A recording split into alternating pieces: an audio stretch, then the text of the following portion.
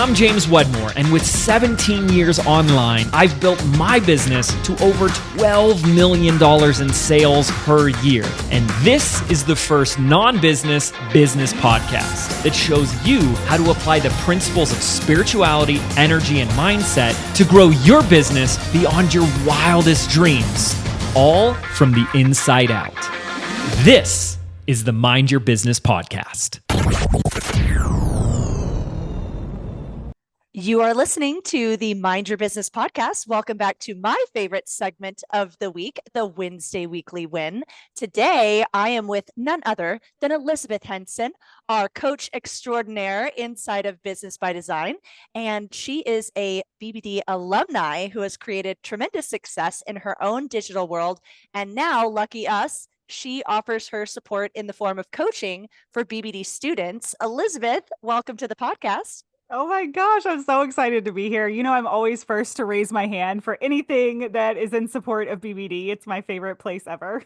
Well, I mean, your energy is contagious, and you inspired me to reach out also to the coaches and say, why don't we have the coaches come on and tell their success stories? Because all of you have come from the BBD world. That's one of my favorite things about James's group of coaches is that they're all authentically also digital entrepreneurs, and your story is so cool. So let's start with, take us back to the moment before you joined BBD. So this is actually, I joined in a very unconventional way. So my best friend at the time, still best friend, Angie, who's in the program, brought me as her +1 to BBD Live. So I was not in BBD. But I definitely had listened to the podcast. Like, I was drinking the Mind Your Business Kool-Aid. This was 2019. I think they did 2 BBDs that year. So this was the January one. And we were such nerds. Like, looking back on it, I'm like, oh my gosh, like just how like starstruck we were and how excited we were to be in the room. Like, oh my gosh, the energy was incredible. But I wasn't in BBD. And by the time I left, I like jumped into everything. I was like, I'm doing BBD, I'm doing next level, I'm doing all the things at the same time, and got home and then found out I was pregnant with my son, my 3rd kid. So this is a whirlwind. And I always support the moms in BBD because I'm like, look, my timing couldn't have been crazier and I still made it through. Yeah. Yes. And you know what? It blows my mind how many women there are that start BBD while they're pregnant or while they have tiny children or new babies. And it is a testament, I think, to James and I talk about this. It's like, I can't imagine starting a digital business in that phase of your life without BBD because it's such a time saver. At least you just have the swipe and deploy process from James. But why don't you tell us like who do you help? What's your program? And what was your offer? How did you craft it? And then once you got inside BBD, what happened next? So take us on the journey. Yeah, I'll tell you what I do now and I'll reverse engineer because it all really makes sense. So I'm essentially a business coach, but my specialty is in community-based marketing. So I kind of have this very specific niche where I take people through 4 phases of community-based marketing with like this backbone of self-development, because that's what I've learned so much from James is like none of the marketing works. I can give you all the hacks and all the funnels, but none of it works if you don't actually infuse it with the self-development. So that's where I am now. When I went to BBD Live, I was kind of ahead of the curve with like knowing what a webinar was. I had an email list. Like I had done a little like F around and find out, but I had no organization to the process. And if you've been to BBD Live, you know about the fishbowl. Okay. Oh yeah. So my spoiler alert. I know, my activity makes you do things at this event. You have to do things. So if you have not attended yet, James actually requires you to take actions if you want to win a prize. We all want to win prizes. Yeah. So those of us like me that are eager and will throw ourselves into whatever, do an action. So it had been on my mind to launch a digital membership. I had an in-person membership at the time that was doing really well, but people from like Florida were like, I want this. Yeah. But I hadn't launched it. I didn't really know how to scale it or what to do. But I remember at BBD Live, I went live on the rooftop to my little Facebook group I had at the time. I think it was maybe 100 people, Uh-huh. and got my first 12 beta members literally from BBD Live before I had even joined BBD. That's how all in I was, Whoa. Jenny. Like this was crazy. Isn't that wild to think though that like there are people overthinking and overcomplicating just launching. And then what all you had to do was go live in your Facebook group and say, who wants to be a part of this? And 12 people immediately put their hands up and then you had a full That beta it program. was that easy. I mean, I had a Yes. very small group Yeah. and I just said, I'm building this thing. You guys have kind of been asking for something like it. This is the price point. This is what it's going to look like. Who's in? And like 12 Yeah. people were in, like just like Wow. that. Yeah. Yeah. And then how did you, so that this is a membership offer, right? This was a membership offer at the time. It was like 29 a month. I mean, this was like low ticket membership and it started off sexy, but let's be real. My first year was hard, but the craziest part looking back on it, and I shared this with you, is that that year had some of like my toughest moments, like trying to transition from being a full-time photographer to building these other revenue streams. And I remember just like really beating myself up about how it wasn't doing well. And then when I look back at that year, I'm like, I made 30K from the one offer that I was looking to scale using BBD. And that's insanely awesome. But at the time, all I could see was I'm not making as much as I want to make. I'm not making what my photography business made. Yeah. So, which which processes did you find were most, sorry, Indy, no barkies. Sorry, Matt, No cut out the barkies, barking. snuggles only. Yes, only cuddles, no barkies. Um, okay, so which of the processes did you go in and use first? Yeah, I live by monetize before you make it. Like I'm kind of your classic type B, messy, let me just throw stuff out there and see what people want and test my offers. And then once I know that something works, then I'll kind of build it on repeat. I tend to just go to webinars because they're easy for me. It's what I know. I do a lot of live in-person stuff too, which converts really well, but I am a monetize before you make it girl. I don't know how people do it any other way. I actually was just reading a post from someone in the group that said they were so delighted about monetize before you make it because it really genuinely feels like you're being paid to create your own Yeah. course instead of you know uh, stressing over it and creating it and just going, oh, I hope it makes money when I release it. It's like just put it out there and then you get to co-create it with your beta too. Like you learn Yes. so much about what's valuable to people. I remember running a beta program one time and I was kind of pulse checking the group but halfway through of where are we at, how are you guys feeling, what do you want more of, and they were all expressing desire to learn this one module that I was like, what, I would, okay, I can teach that. And it ended up being one of the most popular modules of the entire program. And it was impromptu just based on a need that arose naturally in that group. And that really surprised me. It's like one of the beautiful things about monetize before you make it is as teachers and facilitators, we can be like, oh, I really want to make sure that I get the right content that people need, where they really walk away feeling filled up by this course. And you don't always know. You sometimes you have to go and ask them, like, Yeah. what else out of this could be useful, or what are you wanting to learn, and then add that in, and it really creates a way to elevate the course without you, the course creator, being the only one that has to ideate and create. You Yeah. can co-create. Yeah, and sometimes you don't really know what you're going to need or how you're going to scale it until you have the people to scale it. I mean, my current Yes. program, I think, has made over 65K in a year, and um, I don't even have a sales page. Like Yeah, I let's did a, talk about that. Like yeah, how did you come to who you need on your team and how you're going to scale the offer? yeah. So it's so wild because what I'm doing now is much more high ticket. It's a year program. It's $4,500. It's still group coaching, but it's a higher price tag, but when I really look at what I'm doing, it's the same type of client, the same type of customer. and I'm still helping them grow their businesses. I just evolved into like this whole other human being that's capable of doing that in a high ticket way. But one of my biggest learning lessons when I was having those breakdowns in that first year and I was doing these webinars, I remember being on a call with a BBD coach at the time. And I was so frustrated because I was like, I only got 4 sales, right? Gosh, forbid, 4 sales. And I didn't understand numbers at the time. Like, you just think, oh my gosh, everybody's got these memberships with 400 members. And she said, well, how many people were on your webinar? And I was like, 12. And she was like, you're actually doing amazing.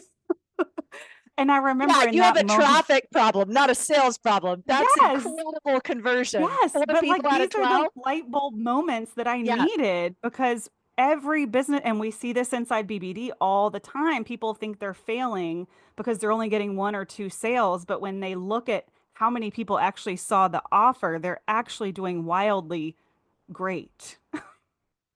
Right? But they just don't understand the metrics and the numbers, and that will change everything. Absolutely. And it's that slow and steady wins the race too. Like you Yes. pick something and you stick with it and allow it to evolve. How did you come to the decision of I'm going to do an annual higher ticket versus the low ticket? Okay, this is also a fun story. So the annual was something I learned while doing a membership, especially in the coaching space. My retention, I kind of split test the two models of just month to month and then an annual commitment. The retention with the annual commitment was wildly higher. And because most of the time, what happens when people are paying monthly is it's like a gym membership. So if they don't go to a call or they're not using it, they're ready to just pull the plug. But if I can tell them in the beginning, hey, it's going to take you, about a year to really see results. So therefore, this is a year-long commitment, everyone sticks to their payments. So that was like lesson number one. Now, I think that really depends on your membership. Your If or you your have like yeah, the market, the like if you're a market, yeah, membership, like I'm thinking of Allison Hollinger, who has a cool membership that's meal prepping. And yeah, it's like if you're doing like food recipes every month, of course you like go for volume and lower price point, that forgettable pricing of it's $37 a month, and I'll keep giving you yeah, recipes like and like meals. Netflix. Yeah, Yeah, yeah, exactly. It's like if your product is designed to almost stand alone, like one and done, or you can go on forever, then that's a good like low ticket. But if it's something like that where you're like, I really can only guarantee your results in this arena if you stick with me for a little bit of time, and then yes. you might do like an annual offer. I like that. Yeah. Yeah. So it depends on your industry. And I just really learned that being something where they have to show up and do the work, that retention was so much better with a 12-month payment. And I still got the benefits of that recurring revenue, right? Which is the big, sexy part of doing a membership. Now, part two of what got me to where I am now is I actually closed down that membership and I really leaned into my marketing expertise and I started doing a lot of really high ticket marketing consulting roles inside million-dollar companies. And this was like really high ticket, expensive work. I wasn't necessarily doing the doing, like writing the emails, but I was going into marketing teams and helping them cast their vision, all these things.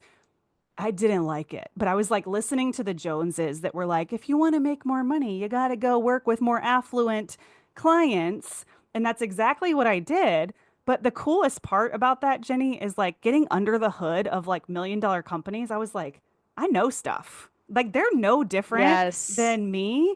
And it gave me like that extra boost of like, I can charge $4,500 for a coaching program because I know a crap ton of stuff and I've seen it all in the trenches. And then you pair that with like the coaching training that I got from James. Like I needed to become that version of myself to be able to make that high ticket offer. I wasn't ready 5, 6 years ago. Yeah, I love that. And I think that I hope that anyone listening also hears that you can give yourself permission to evolve your offer and also learn how you yourself like to work. That's one of Yeah. the things that I love most about Business by Design is James is so big on what do you want to do? What's your audience need? And then how do you want to provide it? Because I mean, our business, he's got every type of offer that he teaches. all of them. We do all of them, but each of them do different things. And what he really, really enjoys is some of the higher ticket stuff that's like, you get more proximity and more relationship built, and it's a bigger, like Next Level is a higher ticket offer, but it's a year-long container, and the relationships that we build in that program are like these true rich friendships where you see the impact over years of investing in this program, and it's so rewarding. But then, like, hold on, Indiana, you are interrupting the podcast. Indy.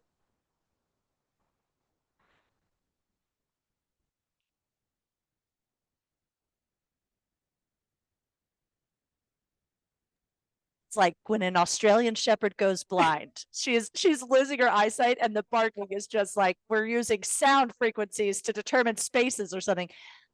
Honey, you're gonna go. Well, and my excited voice tends to draw in the puppies. You're gonna go in the bathroom if you can't be quiet, okay?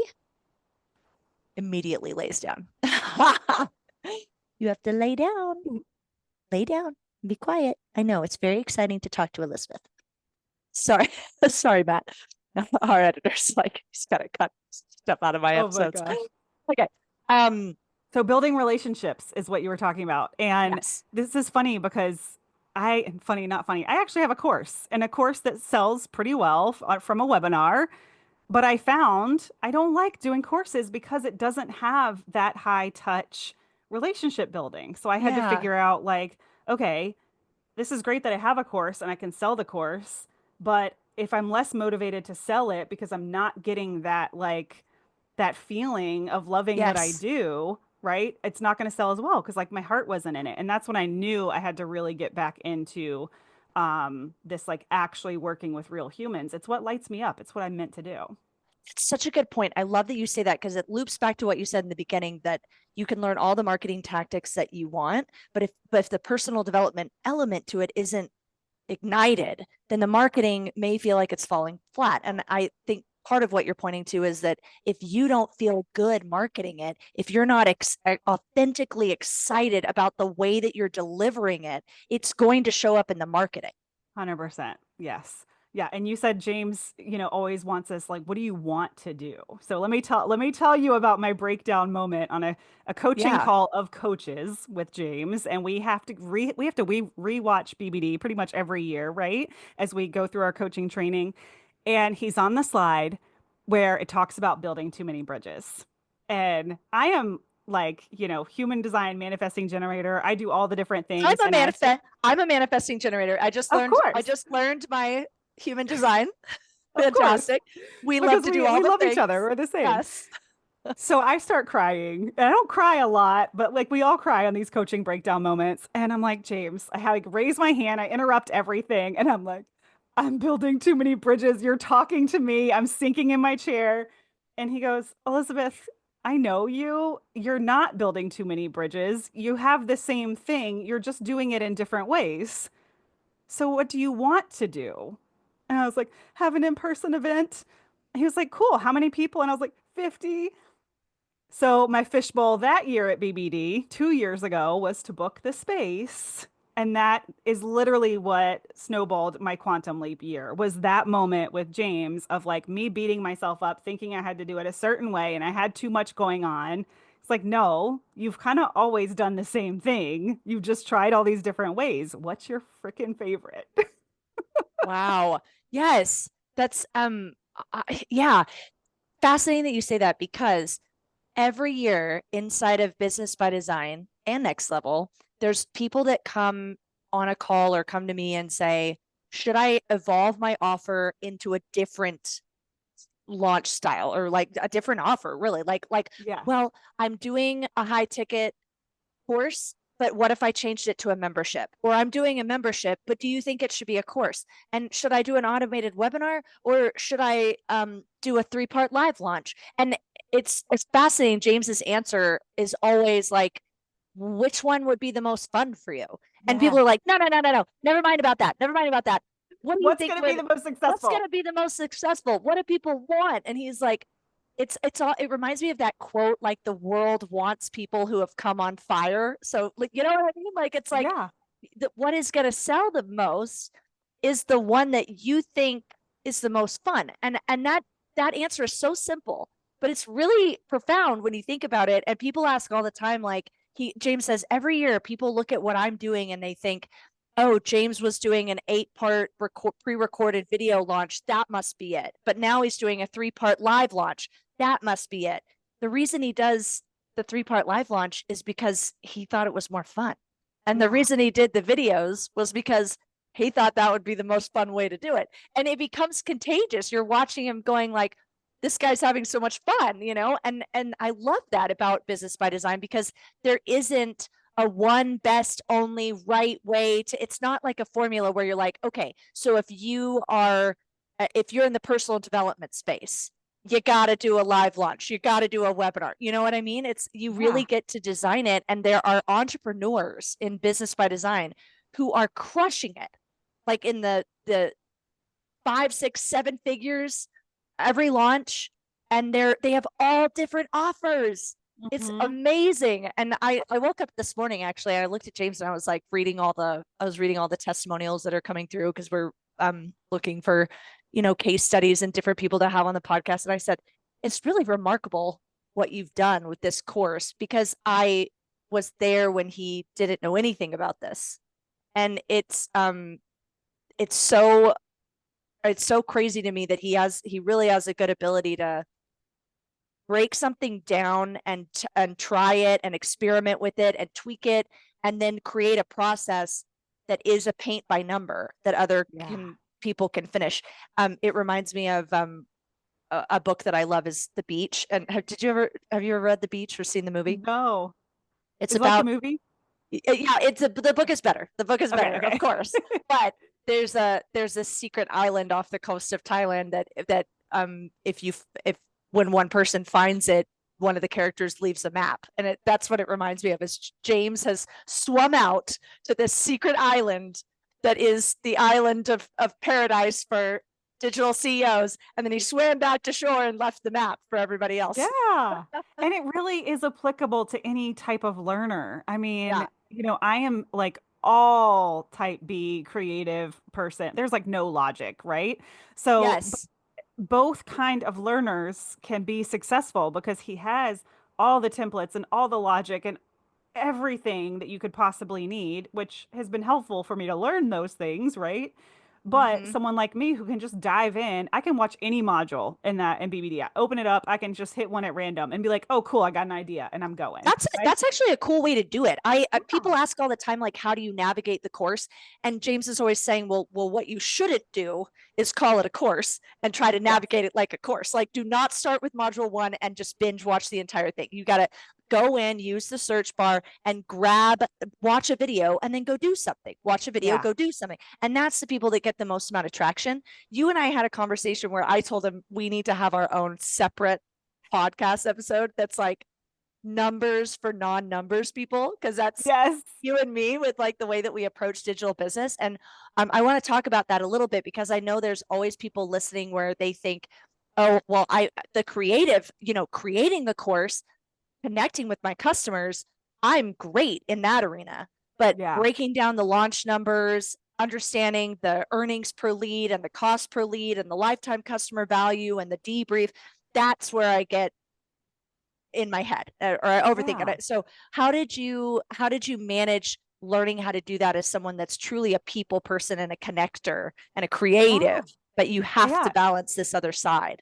And that's what you and I talked about, is we make it people, not numbers. So even when I'm in the coaching group, coaching corner, coaching people, I say, well, how many people saw your landing page?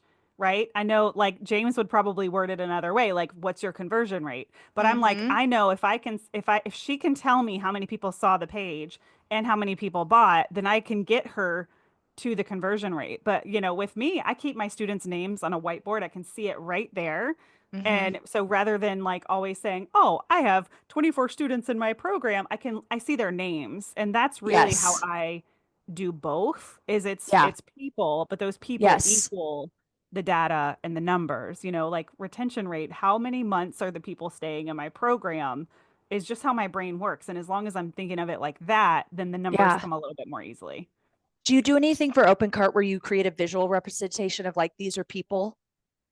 Yeah. Oh, like how you guys do or like the sticky notes and stuff like that? Yeah. Yeah. Yeah, it's on a whiteboard. I like write their name as they join. Yeah. Yeah. I think that's a really cool ritual. I know for Yes. me visually, I love like putting it outside of the brain onto a wall of like these are real human beings that are being impacted by what we're doing, because it's 100%. like you get out of the like the metrics we call it of like the success metrics of a launch, and it's like we're in this business, not in every business. I mean, we're not selling widgets here. If you have like, with retail, it's more like you're literally counting like how much product you've moved, not how many people you've impacted. And Yeah. the digital coaching space is about the impact on people. And what's just occurring to me now, as you said that, is it reminds me of back when I was theater acting. I remember like getting coached by incredible directors about stage fright and the nerves that happen backstage. And one of my favorite directors, who like was a great Shakespearean director, had a lot of awards and was known in the Orange County Shakespeare community, said you have to remember that the audience has come to the theater and they are sitting in their seat waiting for you to blow them away. They bought their Mhm. ticket hoping that they're going to see an amazing performance. You walk out on the stage and they are all eyes on you, holding their breath, going, move me. They are not coming and sitting in the seat like a critic going, all right, prove to me that you should be on this stage. But yet backstage as the cast, you can get all in your head of, oh, do I deserve to be here? Did I deserve to be on stage? Are they going to like it? And coming from that place of, he used to always say, remember the audience is your friend. And Yeah. that's such a cool tool for people doing like webinars, live trainings, or the marketing where you're going in front of your audience. And like your webinar, for example, if you go like, oh, I only made 4 sales, and you're like, yeah, but 12 people came and were like, Yeah. Elizabeth, move me. And they were hooked. They were like, they came to you looking to get something. They didn't show up to that webinar going, gee, I hope Elizabeth is a total phony and has nothing to teach me. and Right. and yet Right. people kind of that's why I think if you approach it from that perspective, like your audience is your friend, they are showing up into the marketing, into your free content, hoping that you can solve their problem, hoping that Hmm. you can make a difference, that you can help. And if they don't lean in and buy the pay whatever you're offering, which is truly an exchange of energy, you're like, you've got this problem, I'm going to solve this problem for you in exchange for that, then the money is just an energetic exchange for the service you're providing. Then really what there is they just didn't see themselves in whatever you're Hmm. doing. And that's where you have to tweak the marketing, or you have to have an awakening, like you said, in the personal development space, where you can see, I'm going to get out of my own way so that Yeah. I can show up and people can see me. What's a common mistake, I know this is nuanced work and that, like, this is what you do when you coach people inside of your program, but what's something that you see is pretty common that gets in the way of people in the realm of personal development and their marketing doesn't work? It's like, if that's disconnected, the marketing is going to fall flat. Oh, it's 100% getting stuck in the how, right? Or like how Mm-hmm. do I get this many people in my program? Like you said, should I do a webinar? Should I do this? Should I Mm-hmm. write 4 emails? When really it's so simple. It's like you just get the people and invite them, right? Yeah. Shoot, it doesn't matter. Pull a strategy out of a hat, but you got to Right. tell the people what you're doing and invite them. And they just Yeah. get so stuck. And I need step one, step two, step three, step four. And then they're like, I don't know how. I'm not confident. And I said, okay, if I can give you 10 people right now that need the problem solved that you solve, how confident on a scale of 1 to 10 are you that you can help them? They're like, I'm a 10. And I'm like, okay, well, then what are you worried about? Like, the marketing is literally just you making an invitation, an offer, a price, and a deadline. Pick one, Mm-hmm. Mm-hmm. Mm-hmm. right? If you Yes. know you can help the people, make the invitation. Do you think that in some cases, the I have to know exactly how before I take an action is a way of protecting ourselves from rejection? Yeah, and people wanting to get it right. It's like, well, I don't want to be salesy, or I don't want to be this, or I don't want to be that. Like, they almost want to present it in this perfect package, Yeah. when really, yeah, if I ask them, like, who do you admire most? Have you ever seen them flub up or make a mistake or Yeah. make a Just do spelling it error? messy. Yeah. Yeah, they're like, oh yeah, she's so authentic. And I'm like, Yeah. people trust that. If you just go on your stories and tell people about what your offer is, and sometimes I'll even like have them close their eyes and pretend that they're speaking to just like one person that they Hmm. already know needs their help. Hmm. Just do that. Like just Hmm. start with that. Like see what comes out and then transcribe it. One thing that James says that I love so much is he's like, when you're in the marketing, it's almost like there's two different modes. There's like the downloads where you're just really getting that good stuff and you just want to write it. You just want to get it on paper. He's like, then go back later and now like put all the fancy marketing in it and tweak the language and this and that. And that really helped me because I was always trying to get it right out of my brain in like a marketing formula. But like when we Yeah. just speak from our heart and we receive those downloads and like what do our people need to hear, it comes from such a like more pure and authentic place. Yeah. It's like And meshing the two worlds.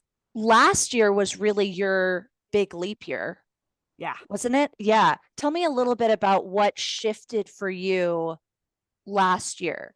Oh my gosh, this is so good because this is all in the self-development. Like this was the year where I didn't just like hear what James was teaching, but I actually embodied it. And I love sharing this because it's so valuable. So I told you about my breakdown. I agreed to do the event.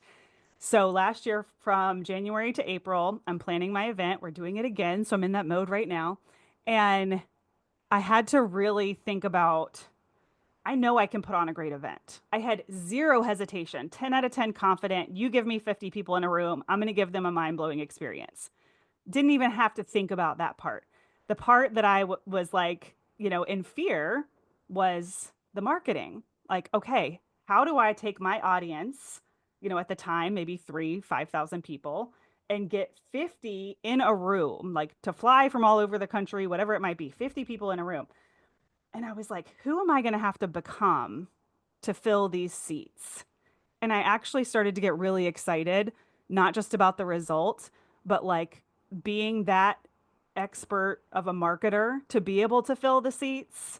And I just made it this game, this challenge of all I have to do is fill the seats and I will have my quantum leap because that was actually the goal, right? The goal Mm-hmm. was just to prove to myself that I could show up for this in a way that I'd never shown up for anything and that I could fill the event. And I just stayed in that. And I was like, what's the worst that could happen? I'll spend about $10,000, but I already know I'm going to change somebody's life. Who cares? Right.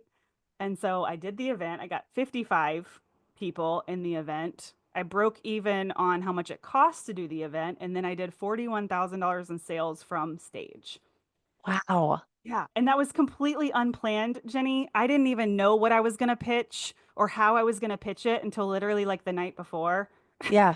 I Do you just, know what though? Actually, you're pointing to something that I think is a common mistake that entrepreneurs make. And I had to learn this firsthand because there was an event that we did where it was a beta event, and I wanted to do an in-person event, and I was thinking I'm going to do the in-person event, and the in-person event is going to make money. That was my mm-hmm, thinking because I had never done it before. So it was mm-hmm, like, if you go, oh, I decided I'm going to run a retreat. This particular event was uh ILA. It was a leadership event. It was 3 days long, oh, it and was incredible. I was there. It was like oh literally one of oh my favorite events ever. oh, thank you. I had that was like it's one of the peaks of like I had so much fun doing that event. Like that event Incredible event. finished and I like grabbed James and was like, I just want to do this event forever.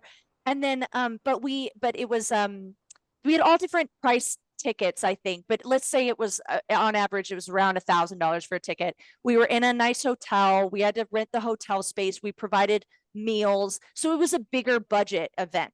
And I remember when we did the assessment of what it cost, it made us, I think James's tipping point at this stage in our business. I know people are going to listen to this and be like, what? You're scrapping an offer because it only made that? Like, that's what I made in the year.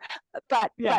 but just keep in mind that James is used to like, he creates an offer and it makes at minimum $250,000. You know what I mean? Yeah. Like he is the pro. So Yeah. I think it made us definitely under 100,000 when we were done doing it. And I Yeah. remember that assessing it with the team and evaluating, well, maybe we shouldn't do it again because it was a lot of work and it was a lot of fun, but to walk away with like, $50,000, $40,000, it was like, is it worth it? And James went, no, you're thinking about it the wrong way. The event doesn't make money. What you sell from stage makes money. The 100%. event, you got to deliver the event like it exists just for the event, and you're not losing money on the event, which is great. And some people would be like, you made 40K, that's amazing. But I remember, to me, I felt defeated. I was like, oh, I thought it was gonna, it costs more the hotel always costs more. You always like budget the space, and then you're like, and it's a runaway train with, we got to add this. We had like, I think at one point we had snacks or something where we didn't realize that every time someone took a water bottle, it was like $8 for the water bottle. So then you get the bill for just the water at the end. You're like, no, there goes our profits. But that was such a valuable lesson, because he was like, if I would have sold something from stage, that event would have been fire, but you didn't know what you wanted to offer after that. You only thought through, I want to do ILA. So I said, let's do it. And as long as we don't lose money, I'm going to put you on stage and let you do whatever you want. And, because he loves and adores me, he'll as long as we're breaking even, he'll let me do whatever I want. If I want to teach a yoga studio in the backyard and he's like, doesn't make money, makes Jen happy, he would say yes for it. But what I learned from that I see entrepreneurs do all the time, is they're so excited to deliver whatever the thing is. And then they don't create an ascension model that's like, how do people keep working with you? How do they say, Elizabeth, that was incredible. How do I get more? And I don't know if you want to talk about like what allowed you inside of your like mental space to go, yeah, I can do that. I think for me at the time, I didn't do that because I was so apprehensive about, does this have value? Are people going to like this? That I really only thought through, I'm confident I have 3 days worth of value that I can deliver. And then anything past that was really intimidating. It was like, no, people probably I remember going up to James after and being like, I'm screwed. What's she selling? I'm screwed. Because I knew I was going to buy whatever it was.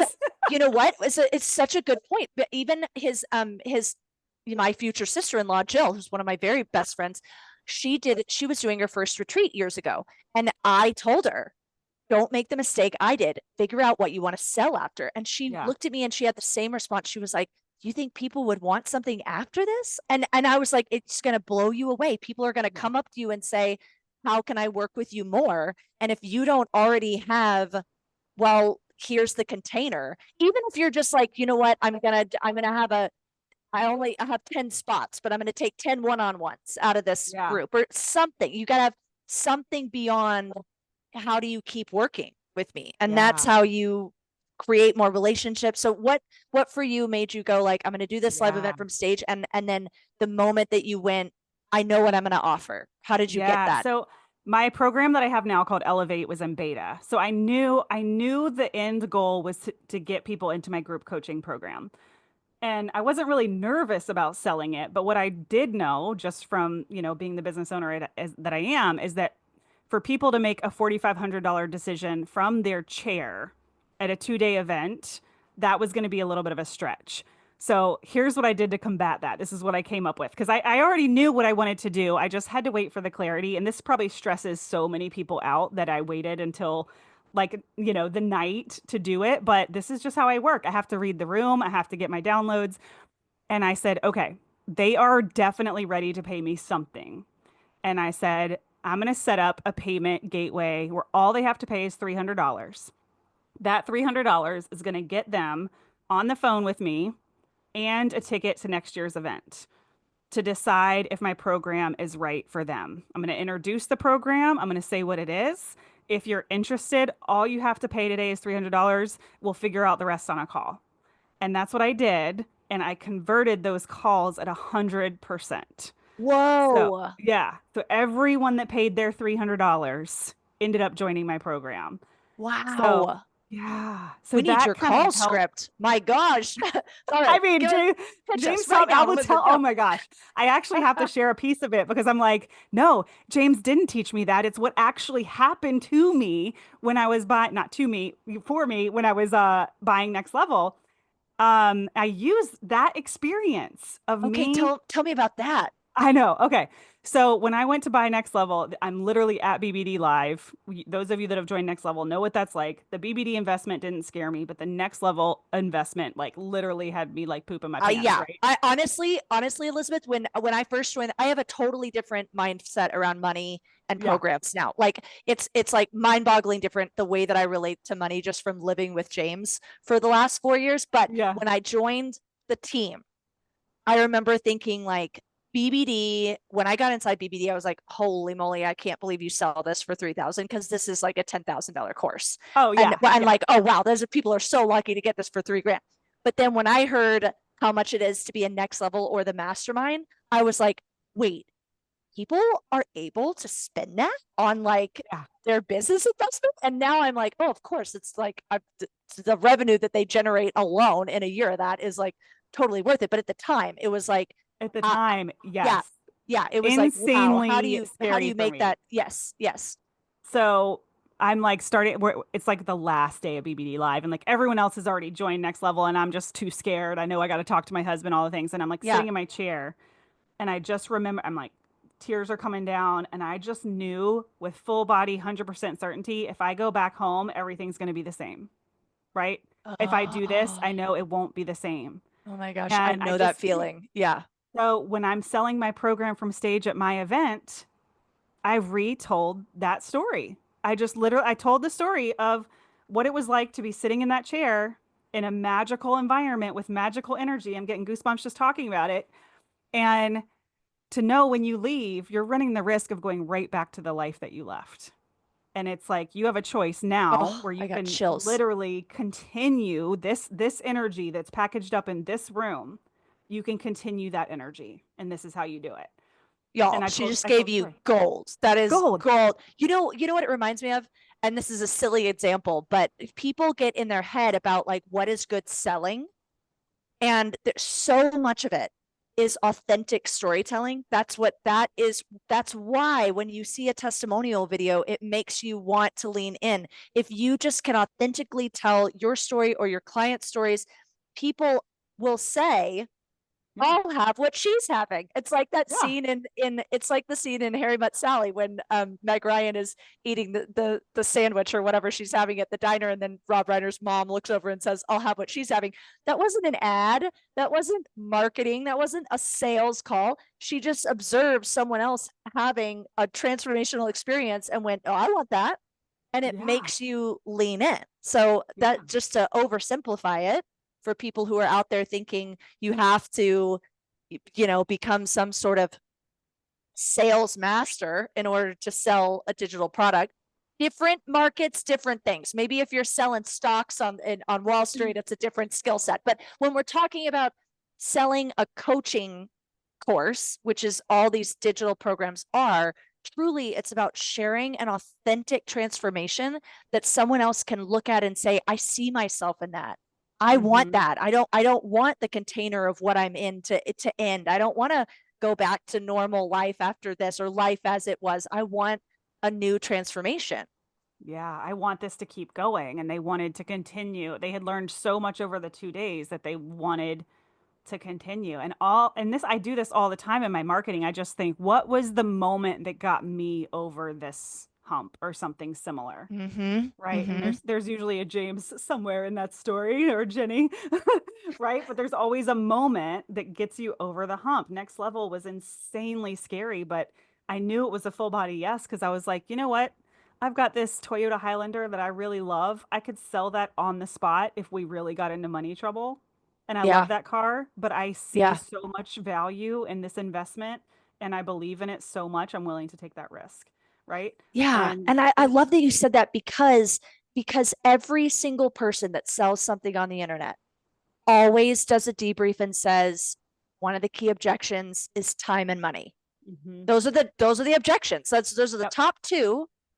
And with the money thing, I always think I was talking to someone recently. I was just chewing on this, going, if you think about every movie in the world that's ever been made about the mob, there is always a scene where they're like, come up with the money, and it's like you got to come up with X amount of money, and it doesn't matter what the price tag is. Sometimes it's Yeah. $1,000, sometimes it's $100,000, sometimes it's $5 million, but there's always some sort of scene in those thriller crime dramas where somebody has to come up with a large sum of money, and they do it because there's like something on the line.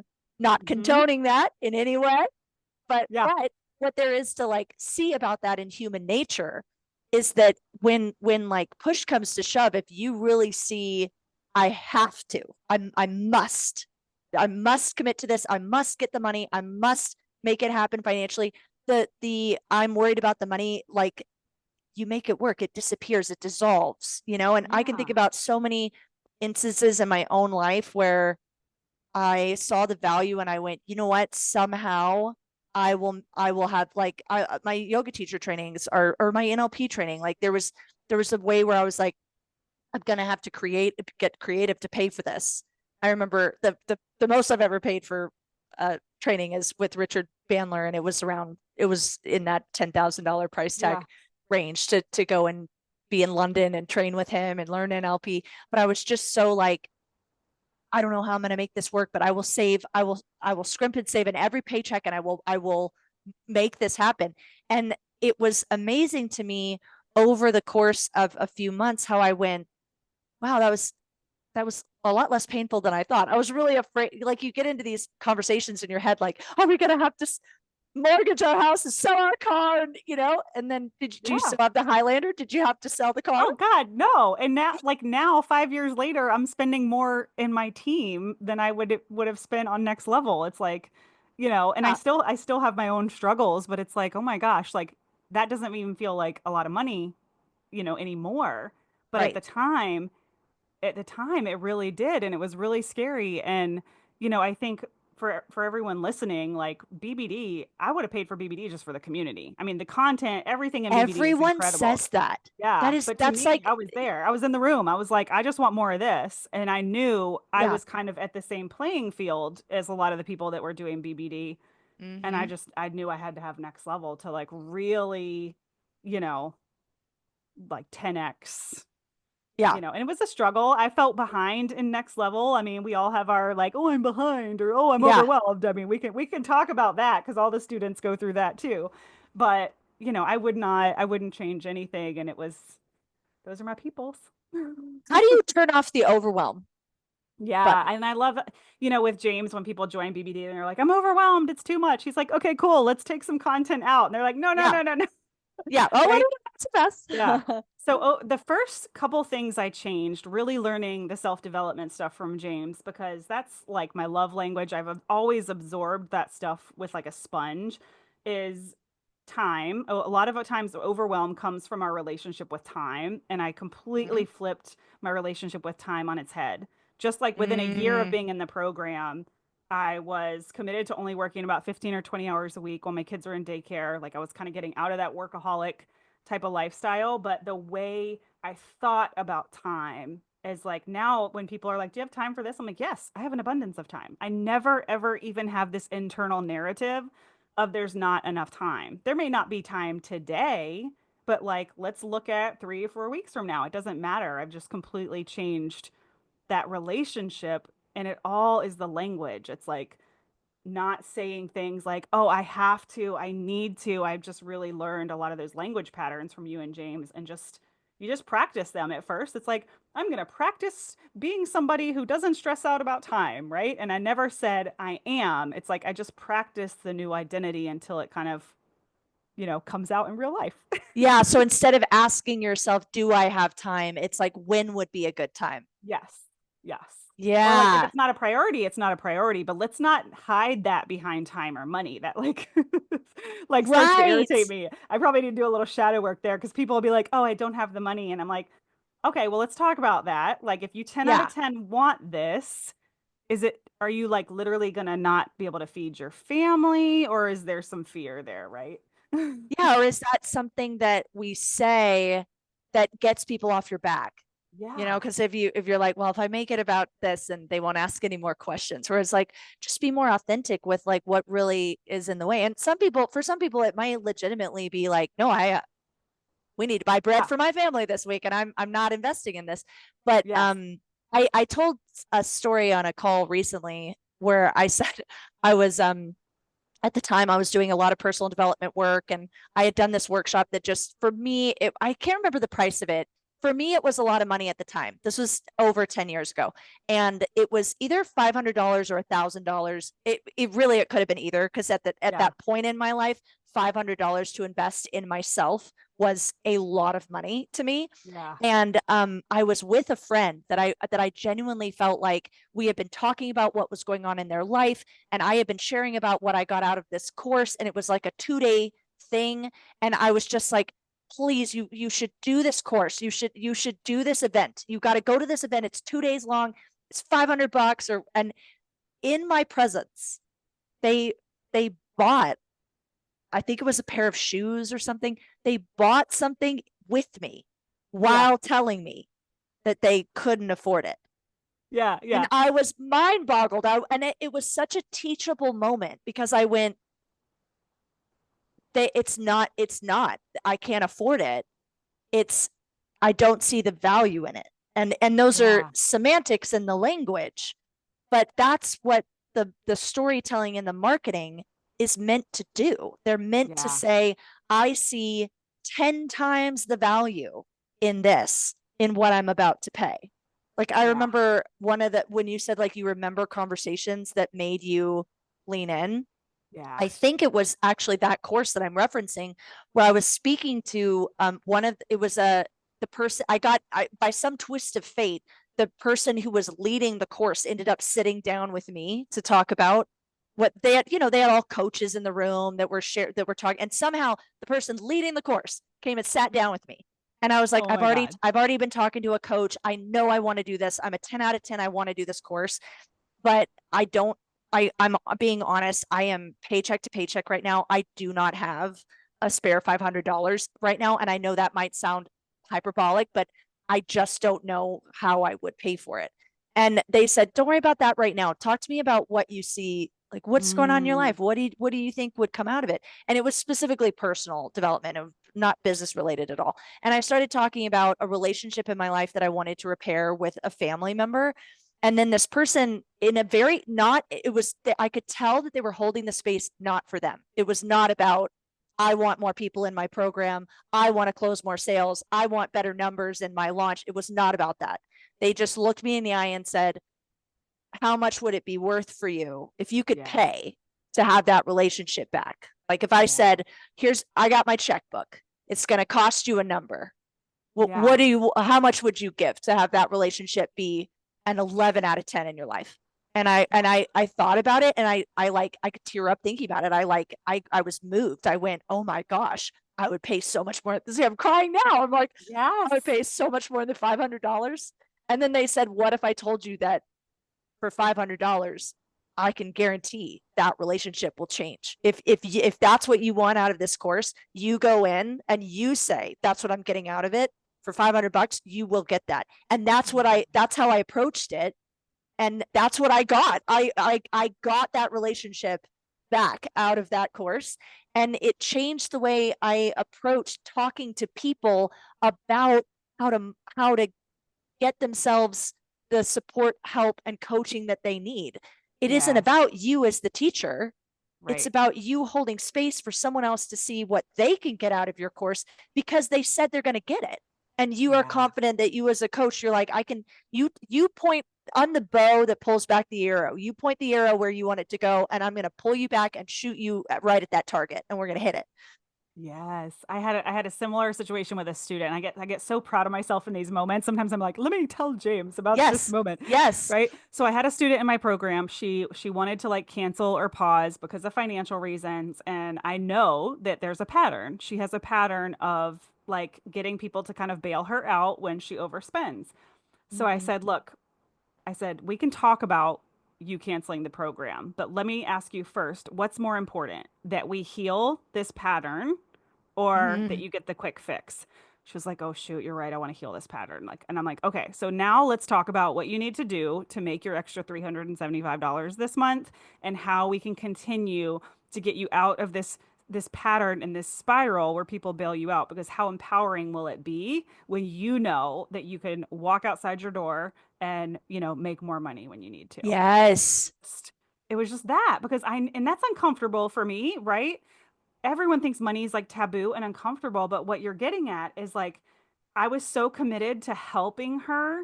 I was willing to get her mad at me, to get her upset with me, for me to be Mhm. uncomfortable, because I knew what was more important was helping her heal this than to just give her what she wanted. And we see Yeah. that over and over again as coaches. Yeah. Yes. I love that. And I think that people, whether they can articulate it or not, we have this human natural bullshit meter where they can Yeah. tell, Yes. you can sense in the air that someone's just trying to close you, just trying to make the sale, just trying to, what about me and my bank account? They can Yeah. feel that from a coach. And you can feel in your body when a coach is like, this is the money is just representative of an equal, tiny, energetic exchange. Yeah. I'm standing for you to have the transformation that you want, and I'm gonna stand here and tell you, let's get it Yeah. until you're ready to do it. Yeah. And when we can, detach from the outcome, that's a whole nother segment we could do. But when we can truly detach, like, and I don't care about my students' Mm-hmm. payments defaulting, or I don't care about them quitting Yes, my yes, program, I yes. can approach it from a completely different angle. Like, oh my God, like she's going to quit and then I'm not going to have my money. It's like totally different energy when it's like, look, we can talk about canceling, but let's talk about this first. And Yes, it's that's like, one and of I the give things no I've F's. learned. James is Yeah. so good about that. He's so good at he really stands firm in, I'm here to provide the transformation when you're ready to have it. Yeah. And if you want to cancel, you want to refund, you want to drop out, you want to not sign up this year, you want to wait 4 years, you want to only do the free stuff and then save the paid stuff for 5 years down the road, that's up to you. I'm not Yeah. affected by that. I'm not making that my identity. I don't have a problem with that. That says something about you, not something about me as the teacher, as a coach, about my material. It doesn't, if someone asks for a refund, he spends absolutely zero time going to a place of, does this mean that what I Yeah. made doesn't have value? No, it just means that they don't see, they're not using it, and so they can't get the value out of it, or they don't see that it has value, and that doesn't change that. A diamond's a diamond. It doesn't Yeah. matter if someone throws it in the trash and says, I don't want it. Then it's like, well, Yes. someone's gonna fish it out of the trash and say, that's a diamond, That sir. was such a big No. identity shift for me to like get out of that. I was such a people pleaser before, right? And step into this Mm-hmm. empowering place of detachment. And, I love leadership so much. That's why I was like first in line at your event. And James has had so many moments where I just like observed his leadership and I was like, that's how I want to be with Oh, my I do it too. team. I'm like, Yeah. I'm engaged to the man, and I'm like, I watch it all the time, and I go, that I want to be more unshakable like that. Yeah. And that doesn't mean that there's certain things. Everyone has their picadillos where they're like, that will irk him. Like, it Yeah. really does. He really does get sad when he sees any student say, I tried for 30 days. I tried for a couple of months, and it didn't work. So it must not be for me. Yeah. That just breaks his heart, because he's like, Yeah. if they knew, well, Oh, it's all uh, part of it. It's all yeah. part of it. I mean, And like, I can look back at the last 5 years and just be like, every single failure, every single learning, it's all part of it. It's all part of it. yeah, you don't know what you're meant to learn. You know what I Yeah. mean? Like, there's what I've learned observing BBD, and interesting, the episode that we that well, at this point when people listen to this one, it'll already be out, but there's a previous episode where I interviewed Tessa, and she is a former emergency room doctor. And I said to her, what would you say to someone who gets stuck in the overwhelm? Because she's someone that came into BBD, and 30 days within being in business by design, she did monetize before you make it, launched her beta, and made $15,000. So Yeah. she like Yeah. made her investment back immediately, and then Yeah. and And then yeah, in and 30 then days. some. And I said, so you're someone that just came in, got it, deployed, I mean, immediately. And I said, what would you say to someone about getting overwhelmed and they're stalling out? They're not doing anything for the first 90 days. And she kind of had this puzzled look on her face and she goes, well, I am an emergency room doctor. So part of that, I think, is like there's no time to opine and wring your hands and think what's the best course of action. You take an action. Yes. You yes. go you do it now, because there's a sense of urgency of like, we're triaging. What's the first available action I can do? I'm going to do that. And I thought, isn't that really interesting that if you can train yourself to just do something and then refine it later. I see James do that over and over and over. He is not afraid to put something out there and have it be messy or not work. I've seen him make offers that in his world totally flopped, because it converted at under 20% or whatever his metric is. And he'll go, fascinating. Wrong. I put the wrong offer in front of the wrong audience. Here's what we're going to change. We're going to do this now. We're going to do that now. And there's no like crying in the bathtub saying I'm not meant to do this. It doesn't mean that. It just means I need to try something else. And he'll go over it, around it, through it if the obstacle's in the way. And it's you really do kind of get more used to that feeling. I mean, I think about it, for me, it's like daily with social media. I'm like, I might cringe at something I posted 5 hours ago, right? But it's like, I'm just doing it. I'm taking the action. I'm collecting the data. And just because I don't like it and it's not 100% for me, it could be 70% good and it's still going to land with someone else. I think I saw a statistic recently that's like the successful entrepreneurs consistently put things out that are like 60 to 70% good. But that's what separates them, is that they're constantly putting 60 to 70% good out instead of way less that feels like 95% or 100. And I'm like, that's me. I live in that place. Like, I'll watch a video and be like, oh, that wasn't my best work. I should really do that again. I'm like, nah, nobody's gonna watch it anyway. Yes. Like, okay, right now, James is recording this new series called The Course Chronicles that we can, it's dropping every Friday on the podcast, but we also have it as just an audio file if you don't want to deep scroll through iTunes and try to find the sequential episodes. Well, I made it as basically a podcast playlist. So you can opt into that. We'll put it in the show notes, but he's producing a new beta product in real time and then recording episodes on every single thing that he's doing. And what's blowing my mind is this entrepreneur. He is seasoned and practiced and skilled, and he has the time available to build the thing perfectly before he releases it. That's not what he's doing. And he's allowing it to be messy and figure it out on the way down. And in fact, we recorded a video and I went to him and I go, James, I'm nervous. We recorded this video. I started talking about, he gave me a hack that I was like, what if I start talking about a principle in the video? And then I realized, oh my gosh, this is not a video. This is a PDF. And he was like, then say in the video, click the link below. I have a PDF. And I went to him and I was like, I just realized that I recorded like 5 videos where I cite PDFs that I have not created. And he was like, take a breath. I have a plan for that. Okay. And I go, but product's going to come out and I have to make all the PDFs before. And he goes, no, you don't. We are doing a monetize before you make it authentic beta launch. And I am going to tell you what date you need to have the PDFs, but I'll tell you for sure, it's not the day you open cart. And I was like, what? Like it's phenomenal to watch how his brain works and allows himself to not be perfect and create it.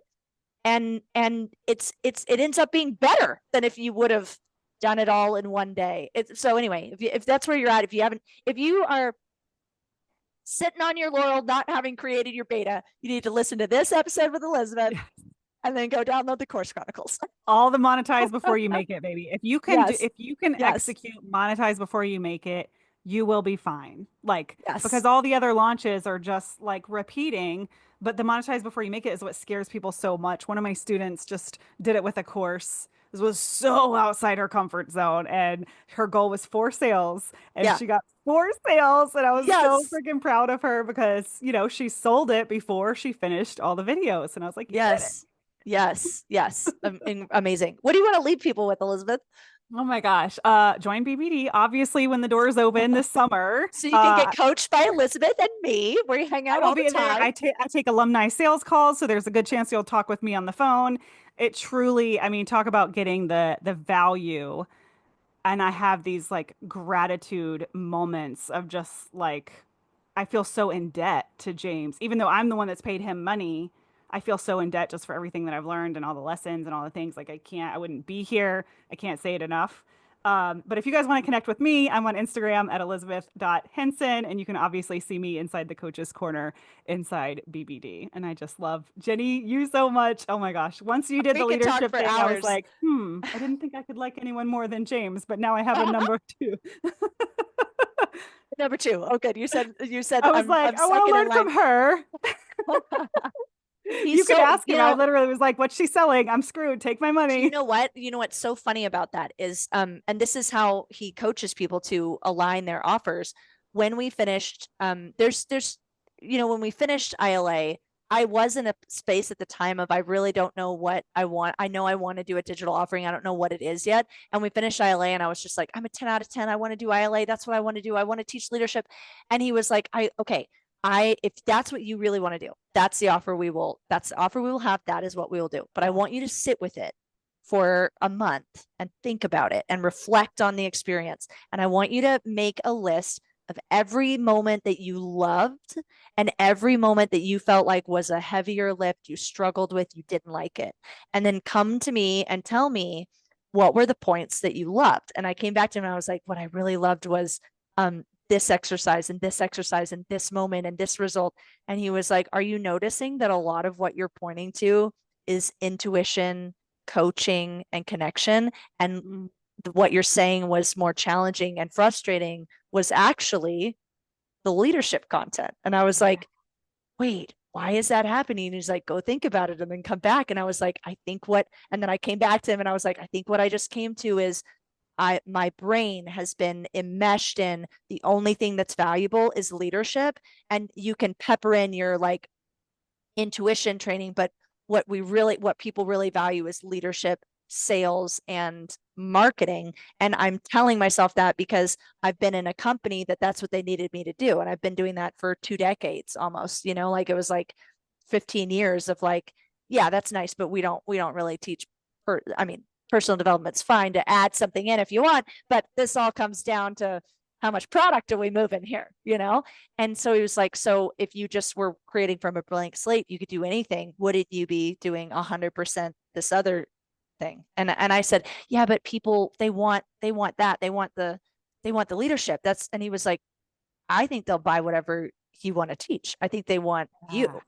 And You are isn't hiding that behind the assumptions. but isn't that funny? Isn't that Yeah. that's such a meta thing? Is like people want to learn from you. They want to learn authentically whatever it is that you've mastered. And on a meta model level, when I think about where James was before he created Business by Design, he was content and happy to just be surfing every day and running his digital product where he was working 4 hours a week. And it wasn't until people were like, I want you what you have. Can you show me how you did it?